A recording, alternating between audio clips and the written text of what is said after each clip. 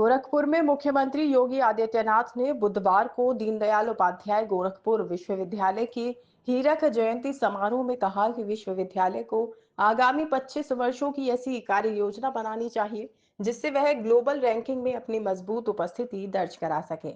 उन्होंने कहा कि 75 वर्ष की इस गौरवशाली यात्रा के बाद अब शताब्दी वर्ष की ओर बढ़ते हुए विशिष्टता प्राप्त करने की दिशा में स्वस्थ प्रतिस्पर्धा जरूरी है।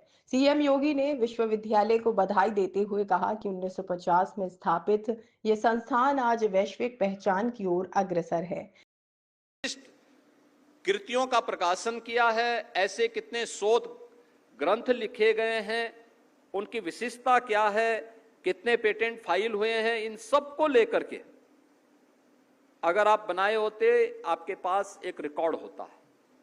75 वर्ष की यात्रा में कम से कम इस कार्य को अलग अलग विभाग अगर उन 75 वर्षों के पूरे कार्यक्रमों को लेकर के आगे बढ़ सकेंगे तो आने वाली पीढ़ी के लिए वह एक संग्रह होगा।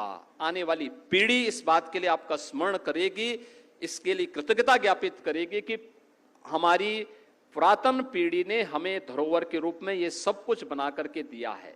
याद करना, भारत की परंपरा कृतज्ञता ज्ञापित करने की परंपरा है।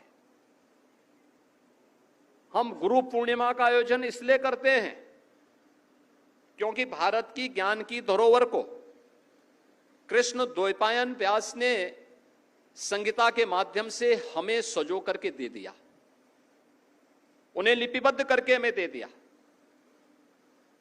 अब श्रवण परंपरा नहीं, हमारे पास लिपिबद्ध परंपरा है, एक संहिता के रूप में है।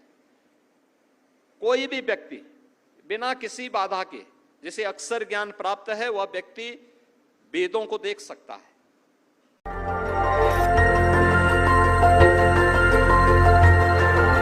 देखते रहिए डीबी भारती समाचार, नजर हर खबर पर।